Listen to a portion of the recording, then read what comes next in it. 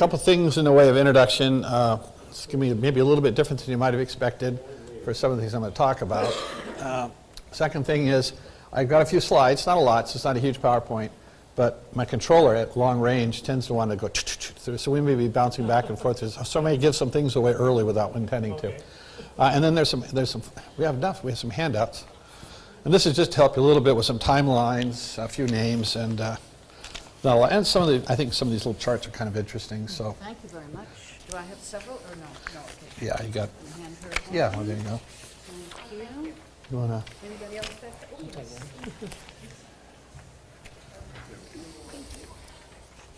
Art and I will share. There you go. You can give him one too. Got one? Okay.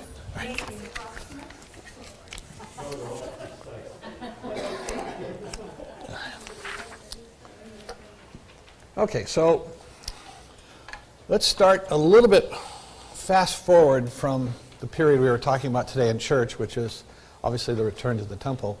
So does anyone know what happened on June 26th, 1876? Any guesses? Give us a clue where. In the United States. That would help, wouldn't it? In the United States. It was kind of a biggie, relatively speaking. That was the last day Custer had on Earth. So the reason I bring that up is because on that day, 265 soldiers died in a battle against the Indians. We don't know roughly how many Indians died. And it was news. It was news across the United States. It even got into European papers. It was a huge, huge deal. And it's partly because people had nothing else to talk about. So they wanted to talk about what had happened with this particular event. Now, had that same event happened 12 years earlier, almost to the day, there was a battle in the Civil War called Cold Harbor. And on that day, Ulysses S. Grant decided that he would simply force the fortifications at Cold Harbor and for once and for all destroy the Confederate Army and end the war. The battle started, the main battle started at 11 o'clock, at 7 o'clock in the morning. And by 11 o'clock, he'd lost 7,000 men. He lost a man every 16 minutes. And so you compare that, had that battle with the Indians occurred at the same time, we probably wouldn't even know about it because of the comparison. Yet ironically, because of the history that's been written about it, we know quite a bit more. And the reason I bring it up, in fact, just as a statistical, that day there were about 12,000 casualties between the North and the South. There were more casualties that day than at Normandy on D-Day in World War II. And yet we tend to forget about that. There are movies, everyone's seen Errol Flynn and They Died with the Boots On. There are a lot of movies about Custer. But the reason I bring it up is that we know about that battle because of the New York Herald and at the time the New York Post, Washington newspapers, even the London Times, because people talked about it. But we know it from our perspective. What do we know about the Indian side of that? Not much. And the question is, you wonder, why would that be? This is one of the drawings that was done by one of the surviving Indians about 20 years after the battle. It's actually quite an amazing piece of art if you look at it. One of my favorite things is this is one of the Union soldiers riding backwards. So actually riding backwards and shooting at this particular Indian who's hiding behind his horse. So the detail and some of the things you see in this, the wounded horses and some of the arrows, it really tells you a lot, but that's all they really had to tell us about what happened that time. So what we have is the old classic, the victors, in this case the losers, wrote the history, but we wrote it from our perspective as a great giant power. And what is the difference between that and, let's say, the Jews of the time we're talking about? The only real difference we have for all this information is we have this. Because if you think about it, the Indian tribes were a series of tribes, small nations, very small nations, within the scope of a huge world of things that were going on. And we have no knowledge of that because they really were prehistoric people in the sense they didn't have their own history that they could put in writing. Whereas now we have the ability to go and study what the Jewish people were so good at recording over and over and over and over again. And we've learned as things like the Qumran caves, where they found the old texts from 200 BC, and they look at Isaiah that they find in the Qumran caves, and look at the Isaiah from 100 AD, and they're like identical. So the Jews are very good at carrying forward that history at all. But that's one reason we're able to study this, because in the light of eternity, from the point of view of historical significance to the world around them, they were kind of insignificant. Not insignificant to us because of the religious importance, but from a historical perspective, when we'll be talking a little bit more about this later, the Greeks and the Egyptians and the Persians and the Romans, there are others who are going like, who? And we have this history, and that's so important to us to understand that that helps us be able to understand. Can you imagine doing this? Just imagine trying to have this faith just without the Bible. Not the New Testament, just the Old Testament. It would be so difficult without that history to understand even the reference they're making in the New Testament if we didn't have the Old Testament. And so that's part of what I want to talk about today, is this idea of textual importance of being able to have the history itself. And just looking at the poor Indians trying to tell the side of the story, we've got 3 parchments with some horses on it and a couple oral histories. It's very similar to the Greek tradition back in the Homeric era, where everything was an oral tradition. But finally the Greeks got to the point where they could write that down. So 800 or 900 BC, they were trading the stories, but by about 700, 600, they're writing it down. The Indians didn't have that advantage. So a lot of their history is lost. Fortunately for us, we have this history. But another thing I want to talk about tonight is also, we have this particular history. But as we go through some of the things we'll talk about tonight, there are other histories that we have now since that time dropped off of our radar screen in the sense of studying and seeing them. And they do bring a lot of significance. Today we had, and how many people were, just a quick show of hands so I know who was there. How many people were here at the service this morning? Okay. Either one. But I mean, in other words, they heard about Esther, right? Yeah. Okay. So she's really important because, if nothing else, she's one of the last stories in the Bible. But does anyone know from a Jewish tradition what's really important, what major Jewish holiday comes out of Esther? Does anyone know? Purim, right. So you have a very, very significant holiday that comes out of that book as well. So it's very important to the Jewish faith. But then I was going to hand out Bibles, so we don't really have to do that. But which particular Bible talks about Hanukkah? What book in our Bible talks about Hanukkah? No. Yeah, you can't talk. But none of them. Yet they are in something, and we're going to talk about that. It's why are some things left out and why are some things included? And how does it change our perspective on the history? When we were starting the beginning of the story, we're obviously going back to the beginning, and there are also traditions of dates, but let's just, many, many thousands BC, we start the Bible, and we're going to get to about 490 BC when we're talking about Ezra and Nehemiah, these last books in Esther, which is a little bit earlier. We're about 490, and then everyone lived happily ever after, and then Jesus is born. Well, something happened in between there, and that's part of what I want to talk to you about tonight, because you have to have that sense of a story, because once you get to the last chapter in the Old Testament in this book, you're going to suddenly jump forward to the New Testament. And the question is, what happened in between? Because some of that set the stage for what's going to happen in Matthew, Mark, Luke, and John. And they're going to make references to people and things, and you go, how did that happen? How did they get there? So one, I want to just put a perspective of looking at history from the Jewish Old Testament perspective, but also reminding you that their world was writ large in their books, but writ small to the world around them. And that made a big difference. Then the second thing is we'll talk about what happened in between those times. And then the third thing is we're going to talk about the different ways in which you can get more information and have a lot of fun actually reading things that normally we don't do because it's not in our standard Bible. And when I say standard Bible, I'm talking the standard Protestant Bible. And we'll talk a little bit about how that Protestant Bible came about as well. And I think that's kind of an interesting story. I wish our library had a few more things on some of this because it allows you to have other things to be able to look at. So, stepping forward here. So we got our little timeline. And that's just a quick reference. You can see a few names on there just to put in perspective of where things are. It doesn't have, unfortunately, they did blow up really well. So if you think it's blurry, it's not you. I don't want you to panic. But what you're going to find is that, as you notice at the beginning, there's very few names and few events. As you go farther in, there's more and more information. Part of the reason that is because when we start getting towards the 600s, 500s, and 400s, we now have histories from people that have nothing to do with the Bible or religion from our perspective. They're writing their own histories. They're having their own communications. They're writing their own letters. They're making their own decrees. And they're making information being passed on. And then they're writing about things to let us know what's going on historically from their perspective of the Persian Empire, the Roman Empire, the Greek Empire, the Egyptian Empire. And in passing, we will get more information. When I was first at UCLA in my history class, my first class was on the ancient world, basically, starting with the Hittites and things like that. I love the professor's name. It was Truesdell S. Brown. Why is it classical people have to have strange names? His name was Truesdell. I've never been another Truesdell since then. But one of our textbooks was the Bible, because there's enough information in there that it's still of value, because they mention historical characters. And especially in Ezra, we ran across Artaxerxes, Darius, Cyrus. We ran across Necho, who was at the Battle of Carchemish.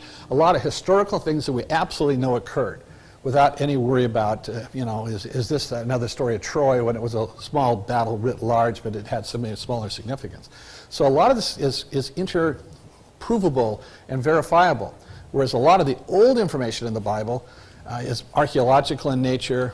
A lot of it's oral history and much, much harder. There's a magazine called Biblical Archaeological Review, BAR. It's been out for years and years and years, and I got it for a long time, and I just got behind, so I stopped subscribing. But the only published articles in there when they have found something archaeological that proves something in the Bible. It might be something as simple as a stone that says someone's name, and they go, oh, we found something with that person's name on it, so it proves that person probably was alive.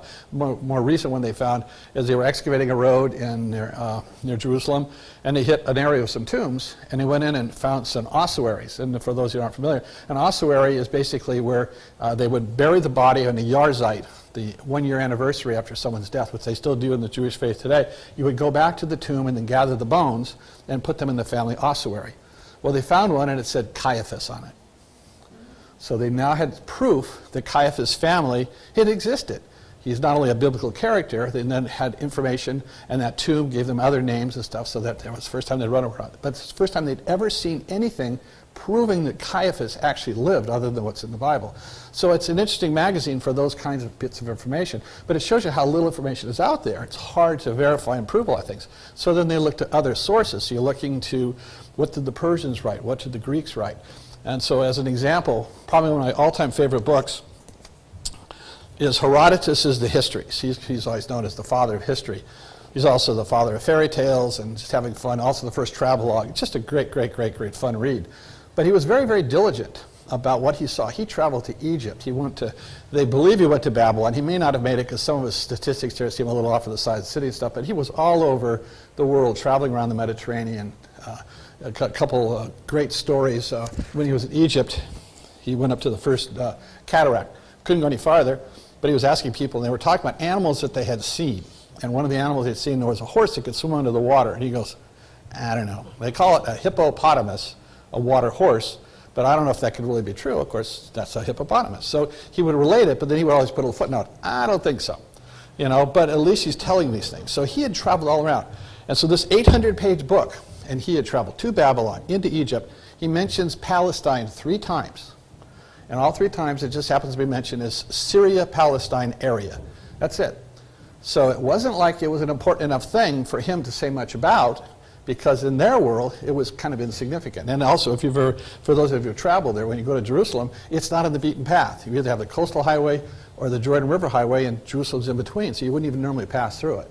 So the point being is that here's a really famous historian that traveled everywhere, but had very little to say about what was going on in Palestine, because it just was kind of insignificant from a Greek traveler's perspective.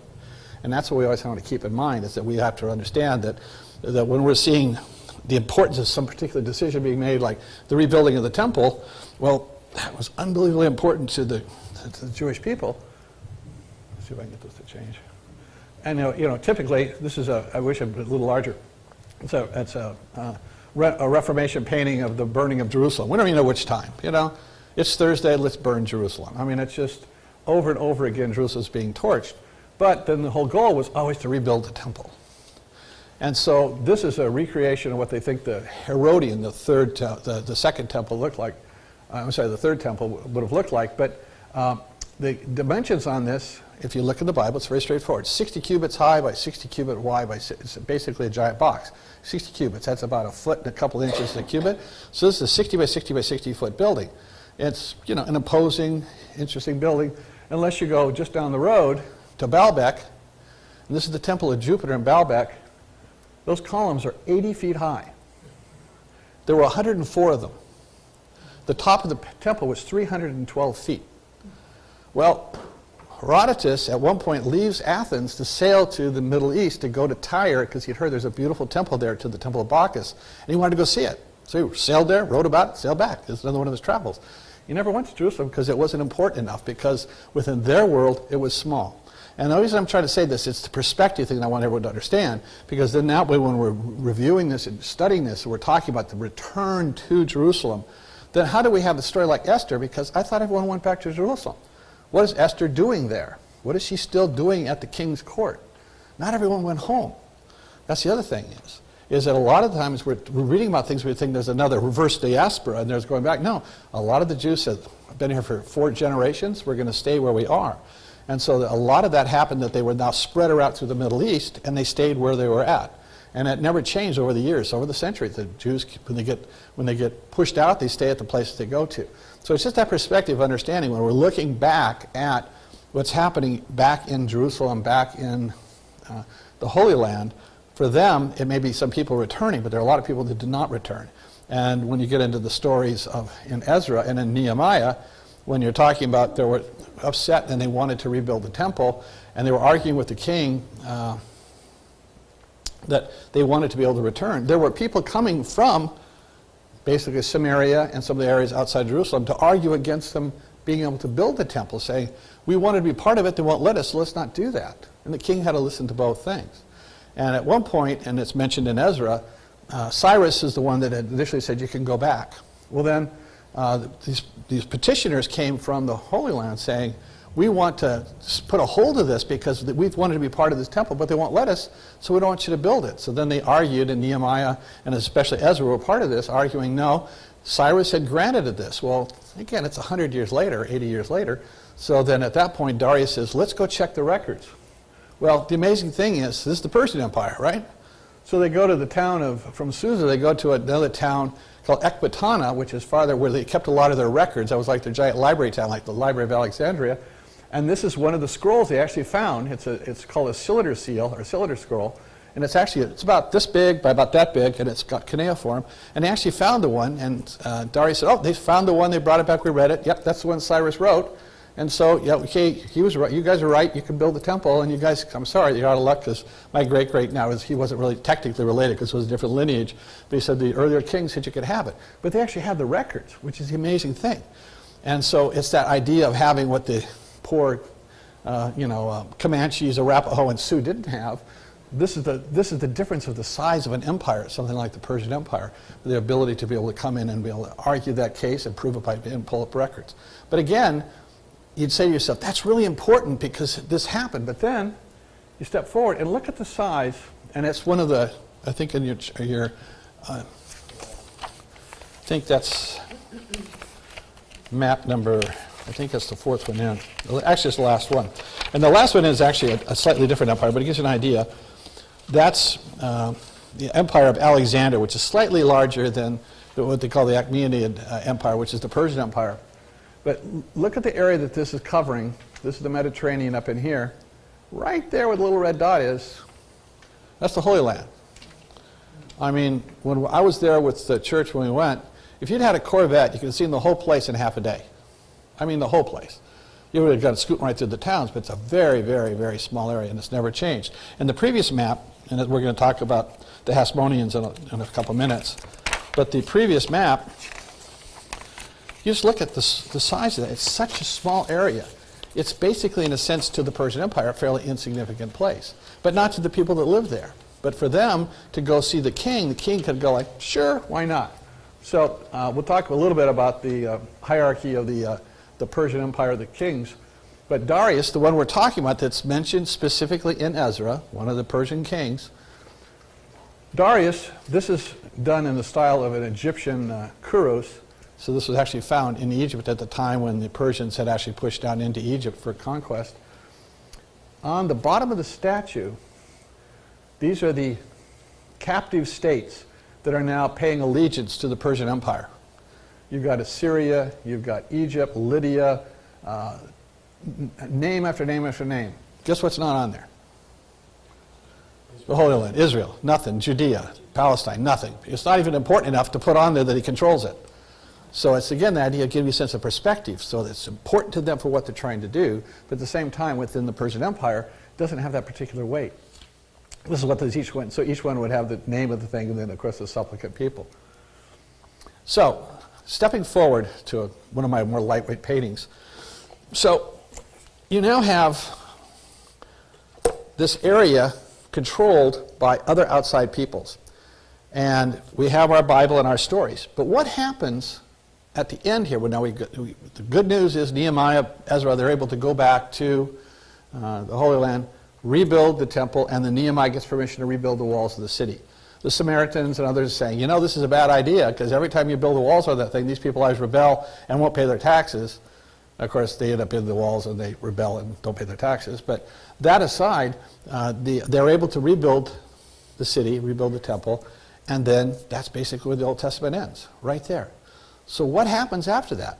And that's the important thing, is what do we know about the story from around 400 to the year 0? What's going on in the Holy Land that gets us to the point where we now have the ability to have the birth of Jesus and that story begin? Well, first of all, there are many, many books out there that tell us about that.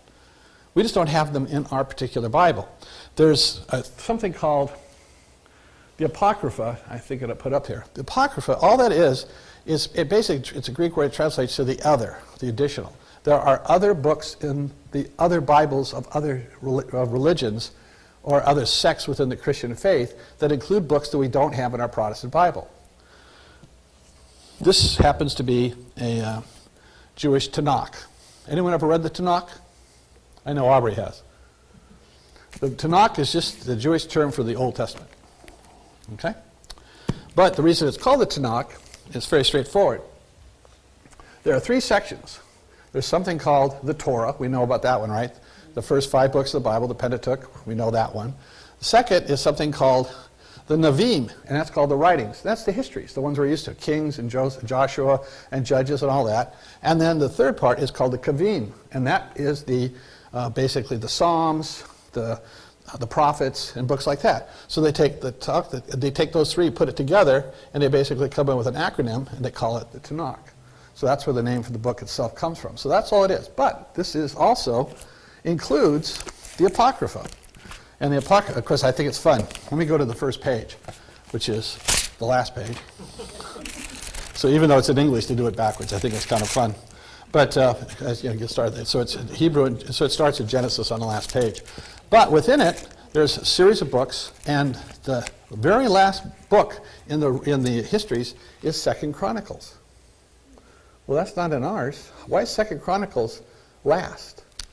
And so you say to yourself, how did this get changed so much that on our Bible we've got all these other books after 2 Chronicles, and you'd think the Jewish people kind of had this figured out because it's their book, right? Well, what changed it? Why is it different? Well, in about 300 AD, a guy by the name of Jerome, who had been an ascetic monk living in the wilderness, and finally decided that there was more to life than just doing that. Maybe he could contribute more. So he went back to Rome and was talking to the leaders in Rome, and he was a fairly well-educated man. And he said, I'd like to do a new translation of the Bible, and I'd like to translate it into Latin. He said, we like it, because before that, all we had was something called the Septuagint.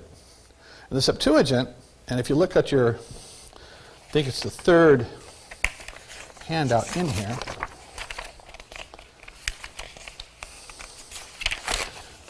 this seems complicated, but all this really is historians that have worked with translations, and anything that has a word is an actual known copy of the Old Testament. And anything that's a letter are assumed things that we don't know about. We know they existed, but we don't have it. And then the ones where it says lost, we're assuming that existed. We've never even found any evidence of it at all. So when he was translating his translation, he decided he was not going to use the Septuagint. Well, the Septuagint is the one over here where it says LXX. And that's really important because it's coming from something, again, that's lost. I think it's called the text. They think there's one old version of the Old Testament that it's all been lost to everyone, but that's where this translation came from. Well, in about 200 BC, there were a lot of Jews living in Egypt. And the Ptolemies at that point had taken over. They were the heirs of Alexander the Great's conquest of the Persian Empire. We'll talk about that in just a second. But when the Persian Empire was conquered, the Ptolemies took over and ran Egypt. And by the second Ptolemy, Ptolemy II, with this huge Jewish population, he said, they're losing their faith because they can no longer read their Bible because they no longer can read Hebrew. And so what he did is he grabbed 70 different, the tradition is he grabbed 70 scholars, and he said, we're going to have you take the Bible and translate it into Greek so that they will now have a Greek version of it. So Septuagint, sept, basically septu, means 70. So you'll hear about the Septuagint. So all that simply means is 70 people got together, the LXX, that's 70 again, and translated the Bible, including the Apocrypha, books like Baruch. We're all familiar with Baruch, right? The Wisdom of Solomon. A lot of these books that we don't know that are all in the Apocrypha, they're in this Jewish Bible, which has the Apocrypha, and they translated it, and that then became the lingua franca of a Bible for everyone throughout the world that was Jewish to use, and it continued on well into the AD period of time. Well, Jerome knew about this, but he didn't like that version. He thought there were things about it that were wrong. We don't know exactly what he was thinking, but he went to a different version of the Old Testament. That's why it says on here, if you see Vulgate, the Vulgate simply means that is the Latin translation. So the Vulgate up here, this is Jerome doing his particular translation, but you notice it runs down to lost. It's not tied into the Septuagint. So Jerome decided, I'm going to translate this thing, and I'm going to do it off of what I have, which we think is this text, but we don't know what he used. All we do know is he decided to leave a whole bunch of things out. He decided to reorder the Old Testament and the New Testament, because at this time he was also using New Testament work as well, separate from this text thing. And so now he decides that he's going to reorient. So 2 Chronicles ends up in the middle of the Old Testament. He divides up Kings into 1st and 2nd Kings, changed a lot of things because that's how he wanted to do it. On the New Testament, which is a separate subject for another time, he even changed that, because at that point it was Matthew, Mark, Luke, John, Peter, Jude, and all the old church fathers from the Jerusalem era, and then the writings of Paul. Well, Jerome was a Roman. He goes, we're going to change that. So we're going to take all Paul's stuff, we're going to put it first, and we're going to reorient it so the very first book is Romans, or the first letter. Even though, if we know historically, it's about the 7th letter. That's why when you read Paul, sometimes it's confusing when you go through it, because well, I thought he just said that, and then he changed his mind. No, he was just developing his faith, but Jerome reoriented everything to give you a different sense and a different sense of history. And so what that ends up doing is it changes the nature of what we have, but it left a lot of the books out.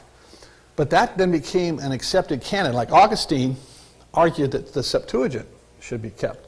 But Jerome won out, and as time went by the time we reached the Protestant Reformation, then Martin Luther went along with that, and but then took out a few of the books that even Jerome had left in, and those happened to be in the Catholic Bible. And there were certain ones in there that Jerome had not left out, but that the Protestants did not want to have in their particular Bible. So that brings us full circle back to, what did he leave out? Well, there's the book of Tobit, which is a very interesting story about a sort of a Job-like story, but I think maybe they thought it was redundant, so they didn't include it. But that goes around the time of Sargon, so that'd be around the era of Nebuchadnezzar and the Babylonians. Then there's the book of Judith. And Judith was at the time of the control by the Persians of their empire. And so this is a painting by Caravaggio called Judith Beheading Holofernes. Well, Holofernes was a general working for them at the time, and she knows that he's got information that might cause problems for the Jews, so she goes in and kills him and is able to stop him from doing things he's going to do to the Jewish people. Well, Caravaggio knew about that because he basically had read the book as it was in his Bible, because he knew about that story. So you'll go into museums and see Holofernes, a lot of these different paintings, and wonder, why do they have these in there? It's because they're in the Bible they had at the time, not the Bible we have. So then we get to the menorah. We all know that's from Hanukkah, right? Well, for about 200 years, people came, people went. Battles were fought between Alexander the Great had conquered the Persian Empire, and the followers of Alexander after he died had taken over different sections. There were 4 different generals, each got a different part of the Alexandrian Empire. And at that time, the Seleucid family controlled what was the old Persian Empire. The Ptolemaic people, later on, the last Ptolemaic king was Cleopatra, and the Ptolemies controlled Egypt.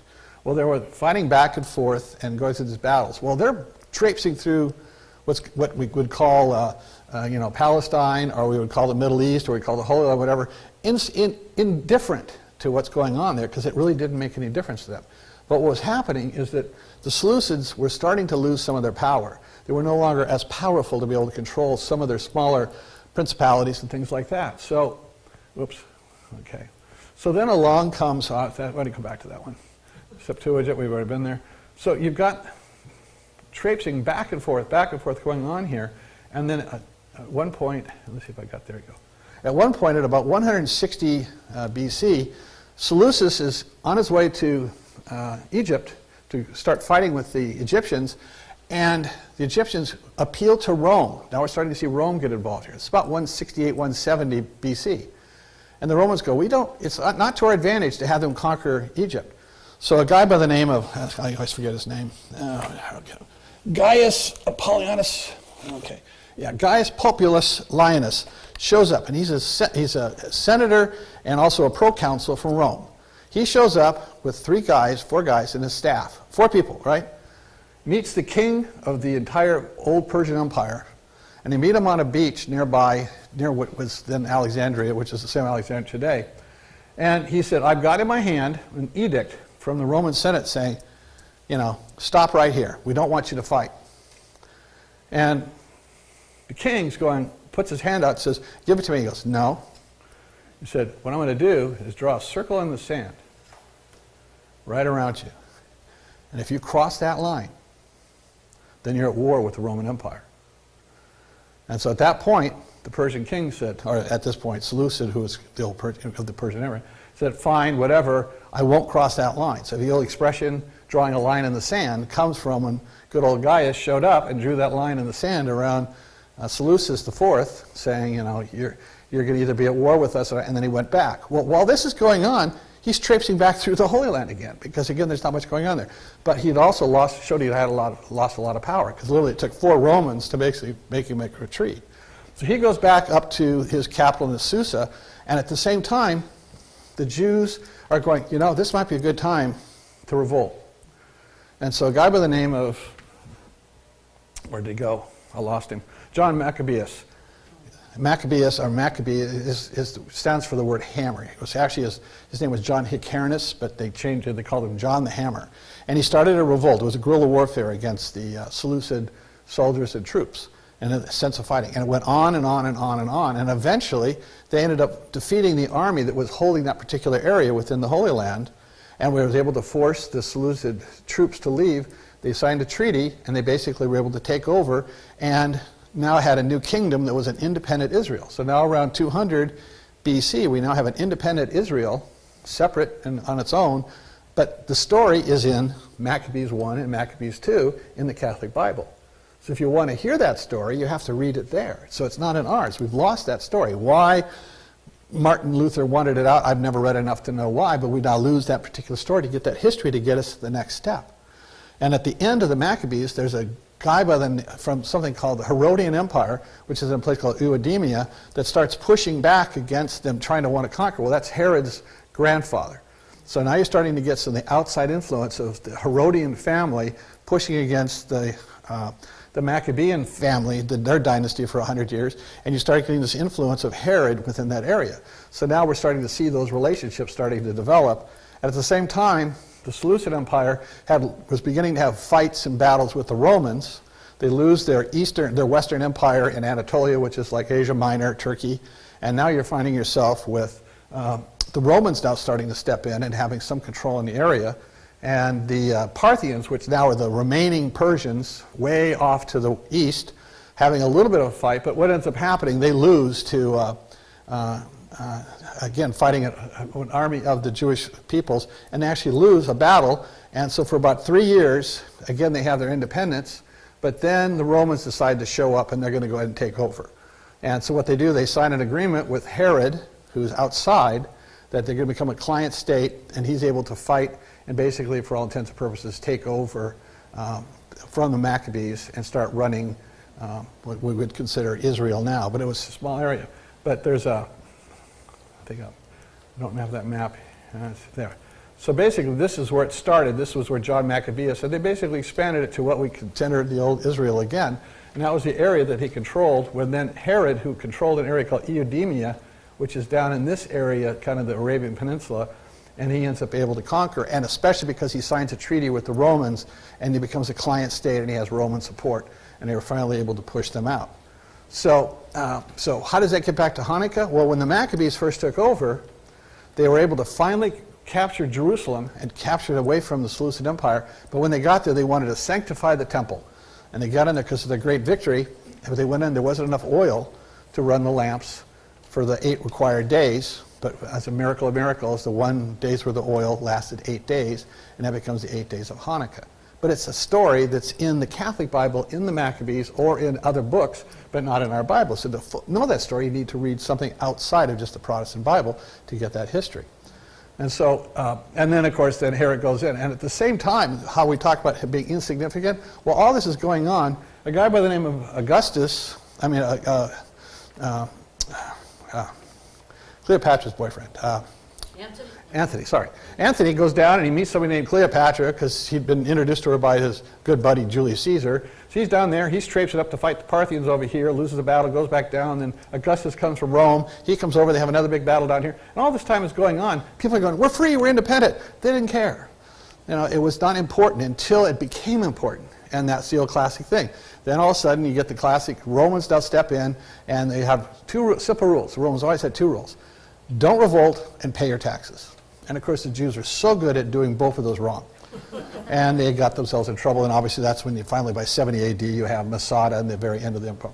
But that's that transition of that history in between to be able to get you to, from building the temple and then having Herod come in. And basically all Herod did was refurbish the temple. He didn't build a new temple. He refurbished the old one, and then the Temple Mount you see in the pictures, he built that. And that huge expanse of land that's up to the Temple Mount, that was really his contribution. But the temple itself was the one that existed before, but then of course the Jews screwed it up and they lost their revolt, and then the temple was destroyed by the Romans. So that gives you a sense of how other parts of the Bible, what we call the deuterocanonical, those are the second canon. The first canon is the one we're used to in our Bible. The deuterocanonical are the ones like the Maccabees, Tobit, Judith, and some of the other prophet writings, the Songs of Solomon, all the different books we don't have, Baruch and all those, that are out there that are accepted. There's another group called the pseudo-epigrapha, and those are ones that no one really thinks are really legit. Some of those might be the things like the Gnostic Gospels, the ones we heard about from, what was the book about, where Mary had a baby, the Tom Hanks movie, doggone it.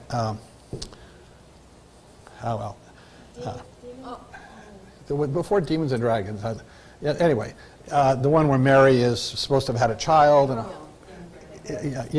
And so those kinds of books are from a lot of the era of what would they call the Gnostic Gospels. So some of that stuff is considered by pretty much everybody, not in anyone's particular canon. But if you read the Greek Orthodox, the Catholic, the Eastern Orthodox, the Jewish, and the Protestant Bibles, you could have a huge, much larger canon, a lot more history to fill in that era from just going back and erecting the temple to getting to the point where you now transition over to the time of the birth of Jesus. And the story makes a little more sense because you understand what's going on. Now people say, why do you think it's not in the Jewish Bible? Well, one of the reasons it's probably not in the Jewish Bible is because the Hasmoneans, and the Hasmoneans were the Maccabean family. They were called the Hasmoneans. That was just their lineage name. They were not descended at all from David. They were a priestly caste, but had no link whatsoever to David, and so the Jews never saw them as being really, they were called priests, they were called leaders, they were never called kings, and so I think part of it is the fact that they didn't want to attach to them a level of authenticity and legitimacy that would not have been normal for the Jews to accept them. So I think that's one reason they did not make it into the Jewish Bible. But certainly why it's not in the Protestant, I'm not exactly sure why they left it up. In the Catholic one, so that story makes more sense, and it gets you there into where you want to go.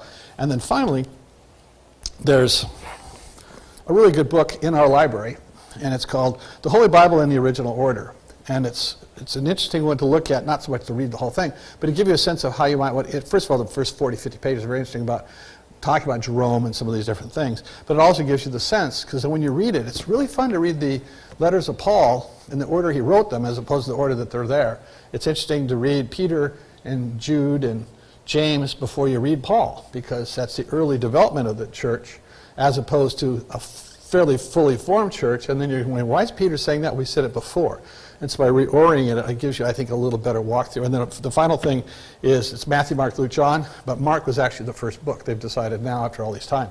And so it's easier to read Mark and go to Matthew than it is the other way around. And pretty much all of Mark is in Matthew, but it's just an interesting way to approach it.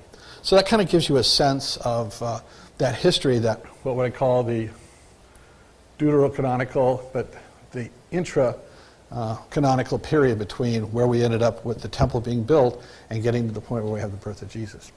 Yes? Are you going to do some Q&A, or Yes. are you ready? Yeah. Hold on. Okay.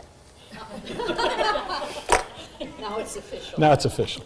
Could you say some things about what who made up the population, do we know, of Palestine at the time when Cyrus has said, you may go back now, and some can go back to Jerusalem? So the Assyrians were really smart, the There. earlier conquerors. The Assyrians were smart in how they did things. They would conquer an area and then they would flood it with other peoples. So they would literally bring other outside peoples in to put them in an area, and it gave you a sense of control because you now could, in a sense, literally dilute the population through, to intermarriage, things along that line. And so the groups that the Assyrians had brought in were still there. Syrians brought in, or Assyrians? Assyrians. Assyrians. Assyrians. Yeah, the first ones that conquered the northern 10 tribes. And so when they were destroyed, and we don't know really what happened to them, other than if you're a Mormon, you know where they went, they came over here. But those peoples disappeared. I think it'd be fascinating. Someday, I think, genetically, we'll probably be able to figure out what happened, because those genes are out there someplace. Yeah. So I don't think they killed everybody. So they'll probably be able to figure out some of that out someday. But they brought in other peoples. Well, those became the Samaritans as one group. So the Samaritans living in Samaria, that's why they're called that, because they lived in that part of Palestine. But they were really outsiders brought in. Over time, they adopted culture, they adopted a lot of the religious practices. But that's like when you see in Ezra, when they're saying, we'd like to help with the temple, they say, no, you're not Jews. And so there were a lot of different groups like that had been brought in over time. And then in turn, there was another huge group, because when Alexander conquered that area, he brought in a lot of civilization that had not been there before. And so by bringing that in, you had a lot of Hellenized Jews. And the Hellenized Jews, again, when you're reading in Nehemiah and Ezra, but those Jews that had been, it was actually in Esther when they're talking about the conspiracy, when they're given permission to fight back against those Jews that had been Hellenized and were not. Well, there's a very famous painting, again, another Caravaggio of John Maccabeus killing a Jew because he'd Hellenized himself. And they killed thousands and thousands of people that were actually Jewish, but that had given up the faith. So there were a lot of different intermarriages, and you got to realize all these armies crossing back and forth. So at some point, someone's going to say, nice beach, and maybe they stay. A Persian, armies have been doing that for 10,000 years. They're on their way on to someplace else, and they meet a lady, and, I'll be back. And years ago, I read a thing by Andrei Solzhenitsyn, remember the Gulag Archipelago, and he wrote some wonderful things about the horrible Soviet system. And he had this proposal, and it was hard to sweet because he was approaching it from the Russian point of view of how they transported things there. He said, we need to take 100,000 Russian soldiers and put them on American trains, and 100,000 Americans put them on Russian trains, and in 20 years we'll have peace. Because he knows what soldiers are going to do. Yeah. And it's that same idea. Well, that hasn't changed in 10,000 years. So a lot of the things were people leaving and staying, intermarrying, and so a lot of that would have been there. So, and then on top of that, all these Jews that did not go home. So just because some went there to reestablish themselves did not mean that there was suddenly an influx of 500,000 Jews returning back to the Middle East, or to that part of the world. So there would have been a lot of different populations there. I bet you now they could do some amazing genetic studies to figure out some of that. But a lot of those people just didn't leave, and they never did leave. Because, you get into all the biblical stories of the Good Samaritan. Just because the Jews showed back up again, that didn't mean that the people that had been there had left. And so a lot of those people had multiple generations, because the conquest by the Assyrians was in the 700s. So there have been hundreds and hundreds and hundreds of years of those people having, in a sense, more longevity than a lot of the Jews that lived there. So it's a mixed bag, but a lot of different peoples would have been there.